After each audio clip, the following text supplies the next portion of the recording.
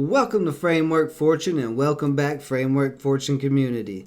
I am your host Ben and this is going to be a new series Monday through Friday in after hours after the market has closed, the last rip, where we take a look at the top gainers in the Nasdaq and NYSE, and we're going to do it on Thinkorswim for now. Eventually we'll probably switch over to TradingView. But let's take a look at our first top gainer, and that is AMC. And if you've been following the whole Reddit thing and all of that, you know that they've been trying to do this. They did it with GameStop somewhat, and it looks like they have successfully done it again, pushing AMC from around $35 all the way up to $72. Big rip. So if you traded this today, good job on you, making some nice profits. If you were late to the party and tried to buy up here in this 60 to 70 range, you might want to be very careful. Although this rip could continue tomorrow, it also could easily get shorted all the way back down. AMC is not a good company. As you can see, there's not really any PR on it, just the regular Nasdaq talk. So good on them for trying to stick it to Wall Street, but we like to play it a little bit safer here at Framework Fortune and try to stay away from the social media hype stocks. Next up, we got GTT. We have no news on this stock, but this thing ripped from $1.66 up to $3. So very nice rip there, 57% move. Looks like it started ripping about noon. And we don't have any news, so just kind of a random push. Looking at the chart pattern, it just looks like right here was kind of getting squeezed between the 20-day and the 50-day.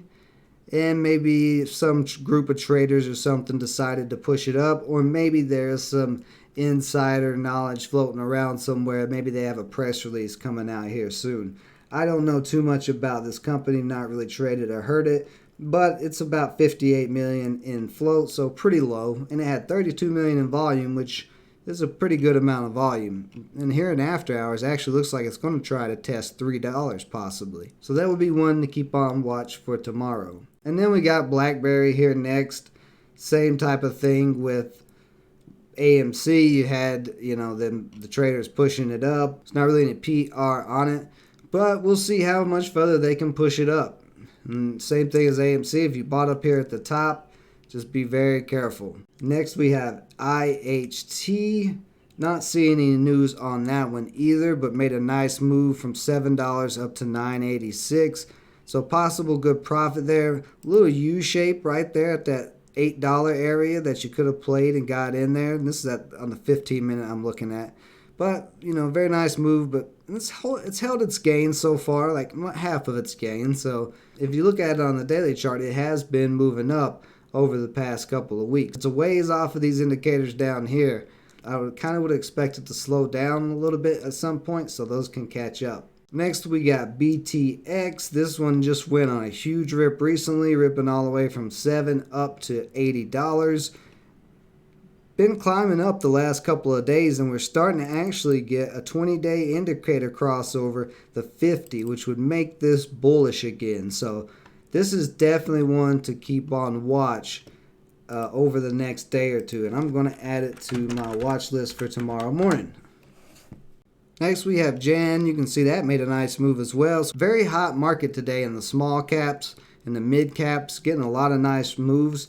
No PR on this either. It looks like it was probably underbought. It's just been kind of going sideways for a while till it dipped here recently. So just getting a pop up. Got rejected at that 950 area. Holding up for now, but I would not expect too much out of this with the other stocks that are getting a lot of attention now. OII, this is an oil company. Inflation is going up. The cost of oil is going up. There's also other problems with the oil and the Green New Deal and the new environment regulations and all of that may be heading our way. So any oil stocks are going to get some pops. This is a pretty low float when it's under 100 million. With a nice amount of buying, you can see this thing went from 15 up to 18. So if you play oil stocks, this would be one to keep on your watch list. This thing is a pretty easy swing, but holding up all these indicators very nicely, and just here recently crossed over the 50 to go bullish again. So it's up a little higher right now. I would look for a little pullback maybe, but there's some good support right there across 16. Dillard's getting a pop up today. I don't really know why this would, but they do pay a dividend, and that's not a bad dividend, but the price is pretty high, so the dividend yield is really low. I guess because the economy's opening back up, maybe that's why this is getting some buying coming in. Moved up 138 to 163.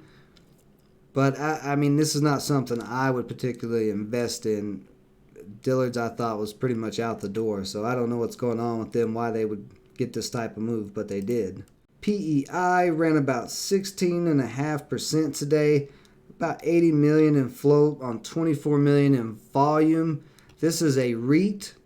I'm not exactly sure what they have, but looks like they got some type of tweet that happened the other day from Will Mead mentioning the stock. I don't really know who Will Mead is, but apparently he's important enough to make people want to buy this.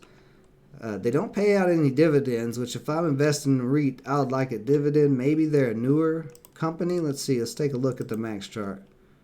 Now, see, they used to pay out dividends, and they stopped paying. Looks like last year during right after COVID. So I don't know. Maybe they're going to start paying dividends again. Maybe that's why this is getting a pop.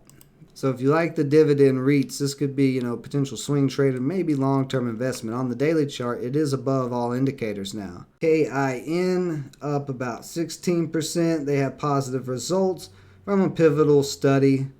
Something about an antibody for prevention of death in dogs. So there's definitely going to be some money there. Looks like they had a 100% survival rate. So that's pretty good news.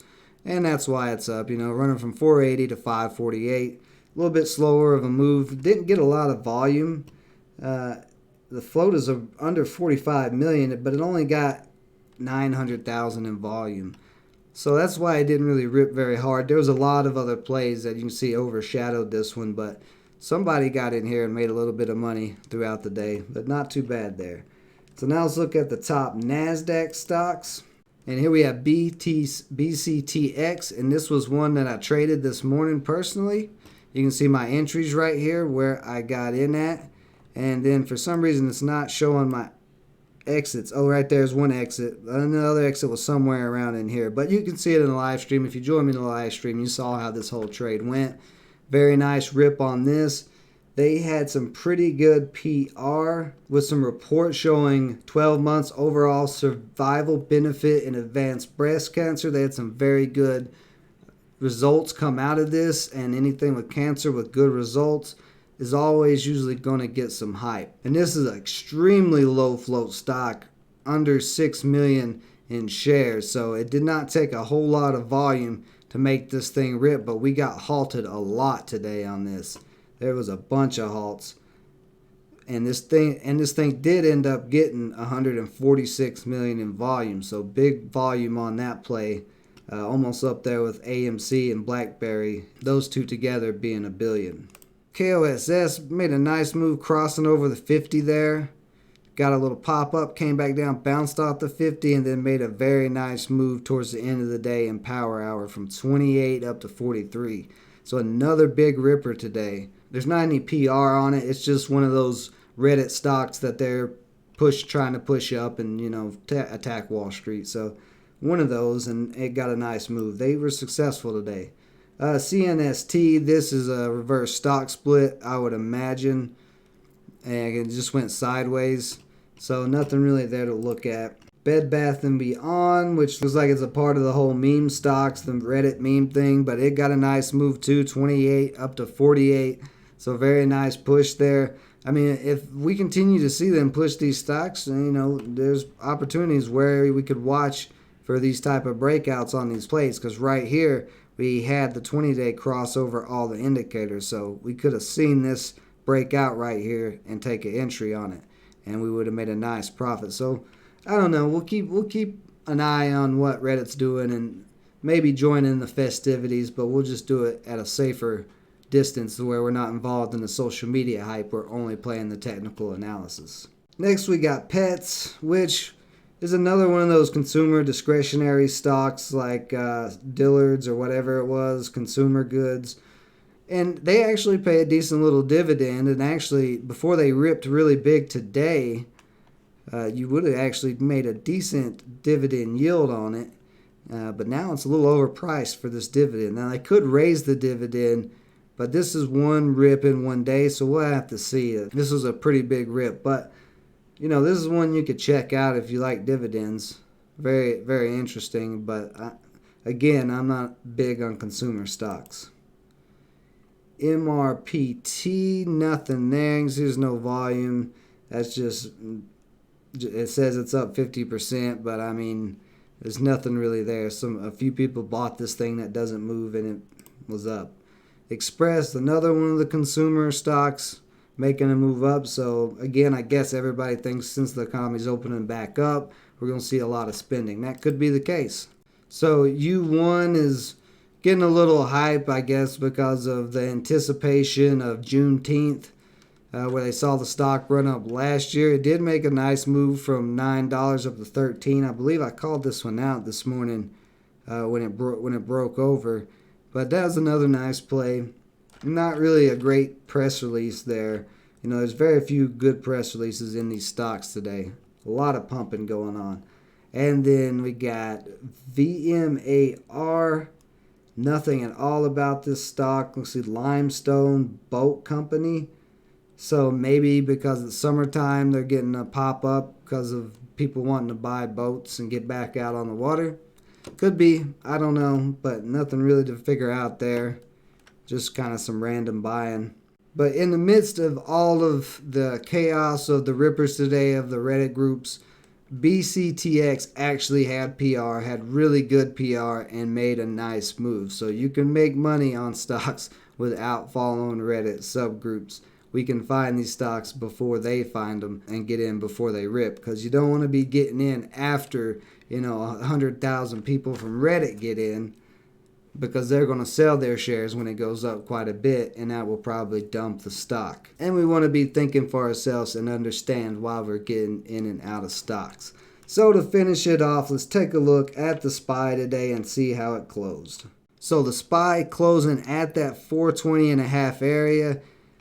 Just kind of went sideways today. Not a lot going on it. Looking at it on the daily, to me, all this sideways movement and this rejection at this 422, 425 area, it looks like we may be having a big correction soon. I mean, we're still above the 20. We're still on the uptrend. We still got this support at the 50-day that's held up. So it may not happen, but I'm just getting more and more weary of the stock market as we continue on this crazy trend line that's almost straight up. I've pretty much liquidated most of my stock accounts. I still have a few, but at the moment, because there's so much volatility in the stock market and in the cryptos, I'm pretty much just day trading and swing trading.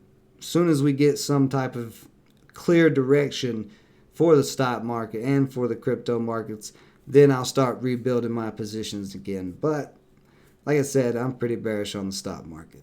So thank you to everybody joining me today. Let me know down in the comments what you think about the stocks we talked about, or what direction the stock market is going, or any stocks that you traded today and made some profits or losses on. And Framework Fortune community, let me know if you like this type of series, this daily series where I cover the stock rippers of the day. And remember, we're at war with the YouTube algorithm.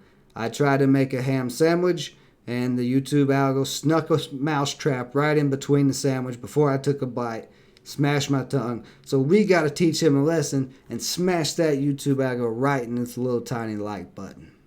Appreciate everybody joining me as always. Stay safe out there. Until next time.